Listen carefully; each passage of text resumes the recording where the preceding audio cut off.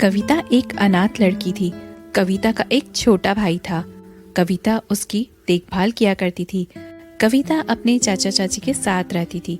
उसके चाचा चाची कविता से काफी सारा घर का काम करवाते थे और जरा जरा सी गलती होने पर उसकी पिटाई भी करते थे। कविता के पास एक फिश टैंक था जिसमें तरह तरह की फिशेस थी, लेकिन उसमें एक गोल्डन फिश थी जिससे कविता हमेशा बातें किया करती थी। वो उस फिश को अपनी माँ मानने लगी थी। एक दिन की बात है, कविता घर में पोछा लगा रही थी। तभी भैया तू इधर आकर बैठ जा, मैं पोछा लगा रही हूँ। तभी उसकी चाची वहाँ आ जाती है और गलती से उसका पैर कविता के भाई को लग जाता है, जिससे वो गिर जाता है। फिर कविता अपनी चाची से कहती है, अरे चाची जी, ये क्या किया आपने? छोटू को गिरा दिया। थोड़ा नीचे देखकर चल लेती तो उसे नहीं लगता ना। कविता के इतना कहते ही कविता की चाची को बहुत गुस्सा आता है। अच्छा, अब तो हमारा खाती है और हमसे ही जबान चलाती है। जब तुझे मालूम है कि मैं आ रही हूँ तो इसको कहीं और नहीं बिठा सकती, करमजली कहीं की। ये कहकर कविता की चाची कविता को बाल पकड़कर मारने लगती है। उतने में ही कविता के चाचा वहाँ आ जाते हैं और अपनी पत्नी को रोकते हुए कहते हैं, अरे भाग्यवान, क्या इसे मार ही डालोगी? छोड़ो, छोटी बच्ची है। आप शांत रहिए जी, इस मामले में मेरे बीच में न पड़ा करो। इसका रोज रोज का यही नाटक है। आज तो मैं इसे सबक सिखा कर ही रहूंगी। आप बीच में मत बोलिए। कविता की चाची अपने पति की एक भी नहीं सुनती और कविता को मारने लगती है और वहाँ से चली जाती है। कविता रोते हुए उस फिश टैंक के पास जाकर बैठती है। माँ देखो, आज फिर चाची ने मुझे मारा। मुझे बहुत दर्द हो रहा है माँ। आप सब देखते हुए भी कुछ क्यों नहीं कहती उनसे माँ? उधर कविता के चाचा अपनी पत्नी से कहते हैं, तुम उसके पीछे क्यों पड़ी रहती हो भाग्यवान? उसी के घर में हम लोग रहते हैं, ये तुम क्यों भूल जाती हो? तुम शांत रहो जी। वो हमेशा रोकर गोल्डन फिश से मेरी शिकायत करती रहती है तो मुझे मजा आता है। वो उस मछली को अपनी माँ मानती है। एक दिन की बात है, चाची कविता को आवाज लगाती है, कविता, ओ कविता, किधर मर गई तू? मेरे पर्स में से पैसे किसने चुराए? नहीं चाची, मैंने आपके पैसे देखे तक नहीं। अच्छा, मैं जानती हूँ। तू चुपचाप अपने भाई का पेट भरने के लिए आए दिन किचन से दूध की मलाई चुराती है और बोलती है मैंने पैसे नहीं चुराए। रुक, तुझे अभी भरी सर्दी में और तेरे भाई को और तेरी गोल्डन फिश को बाहर निकाल कर फेंक दूंगी, तब तुम लोगों की अक्ल ठिकाने आएगी। वो कविता और उसके भाई को सर्दी में और उस फिश टैंक को बाहर निकाल देती है। कविता अपने भाई को ठंड से बचाने के लिए लाख कोशिश करती है।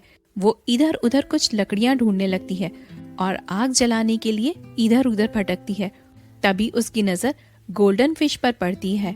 अरे, मेरी माँ को भी तो सर्दी लग रही है ना। माँ, तुम चिंता मत करो, मैं सर्दी बर्दाश्त कर लूंगी, लेकिन तुम्हें जरूर से मैं थोड़ी सी गर्माहट दूंगी। वो अपनी फ्रॉक को फाड़कर उस फिश टैंक को ढक देती है।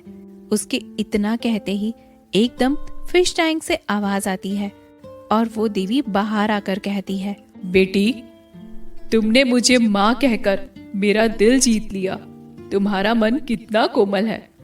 मैं तुम्हारी इस भावना से बहुत खुश हूँ और मैं तुम्हें एक वचन देती हूँ। तुम्हें जब भी कोई परेशानी हो या जब भी कोई तुम्हें परेशान करे, बस तुम मन में कहना, मैं तत्काल तुम्हारी मदद करने आ जाऊंगी। ये कहकर वो देवी गायब हो जाती है और अपने जादू से कविता और उसके भाई को गर्म कपड़े और खाना दे जाती है। फिर रात होने के बाद जब उसकी चाची को याद आता है कि कविता और फिश टैंक को उसने बाहर निकाल दिया था, वो अपने पति से कहती है, सुनो जी, आज मैंने गुस्से में कविता और उसके भाई को और उसके फिश टैंक को बाहर निकाल दिया था। मैं जरा बाहर देखकर आती हूँ, कहीं करमचली मर तो नहीं गई, इतनी ठंड जो पड़ रही है। अरे भाग्यवान, तुम्हारी अकल क्या गाय खाने गई थी? तुमने उन दोनों मासूम बच्चों को घर से बाहर निकाल दिया। अब जाओ उन्हें देखो, कुछ हुआ तो नहीं है। अगर कुछ हो गया तो पुलिस तुम्हें मार मार कर तुम्हारी कुल्फी बना देगी। चलो अब जरा देखकर आते हैं। तभी कविता के चाचा चाची उन्हें बाहर देखने के लिए जाते हैं। जैसे ही उसकी चाची कविता को देखती है तो उन दोनों के होश उड़ जाते हैं। अच्छा, तो तू करम जली मेरे पैसे चुराकर मौज कर रही है? नहीं चाची, ये तो सब मुझे उस गोल्डन फिश ने दिया है, मेरा विश्वास करिए। कविता सारी बात उसके चाचा चाची को बता देती है, लेकिन उसकी चाची उसकी एक बात पर भी यकीन नहीं करती। अब चाची रोज रोज कविता को अनजाने में और कभी उसे जानबूझकर उसे भूखा रखती तो कभी उसे पीटती, और कविता हमेशा अपनी मदद के लिए उस जादुई गोल्डन फिश को माँ कहकर बुलाती, और पल में वो जादुई फिश कविता की मदद करने के लिए आ जाती। कविता की चाची समझ गई थी ये सारा खेल उसी जादुई मछली का है।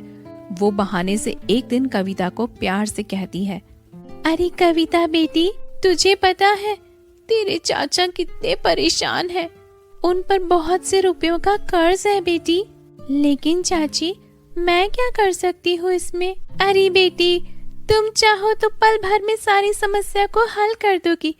तुम वो अपनी गोल्डन फिश को बोलो ना, क्या वो हमारी मदद कर सकती है? कविता की चाची उसे बहला फुसलाकर अपनी बातों में लगाकर गोल्डन फिश से, उसके जादू से बहुत सारे पैसे मंगवा लेती है। अब ये देखकर कविता की चाची का लालच रोज पे रोज बढ़ता जा रहा था। वो एक दिन अपने पति से कहती है, सुनिए जी, क्यों ना हम भी उस गोल्डन फिश को अपनी बातों में फुसला ले, और जिस तरीके से उसने कविता की मदद की है और उसे खूब सारे पैसे दिए, क्यों ना हम भी उससे बहुत सारे पैसे मांग ले? अरे भाग्यवान, ये लालच इतना अच्छा नहीं है, किसी दिन तुम्हें ले डूबेगी ये आदत।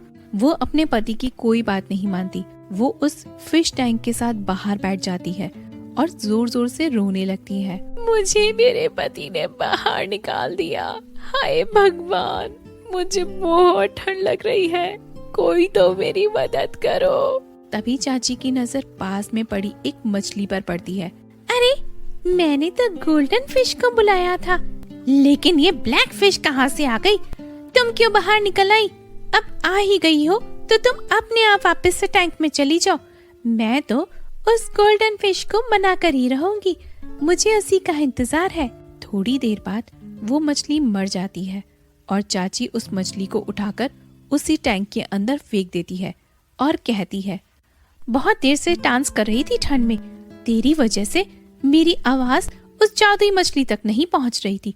अब ठीक है, अब जरूर से गोल्डन फिश बाहर आएगी। तभी अचानक फिश टैंक से गोल्डन फिश बाहर निकलती है और वो कविता से कहती है, तुम अपने लालच में इतनी अंधी हो गई थी कि तुम्हारे पास पड़ी बेजुबान मछली को भी तुम तड़पते हुए नहीं देख पाई और उसकी जान बिन पानी के चली गई।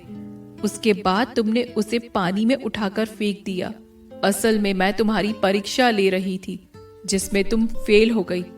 अब मैं तुम्हें उस मछली को मारने के दंड में श्राप देती हूँ कि तुम निर्धन और दरिद्र हो जाओ और जीवन भर उस कविता से भीख मांगो।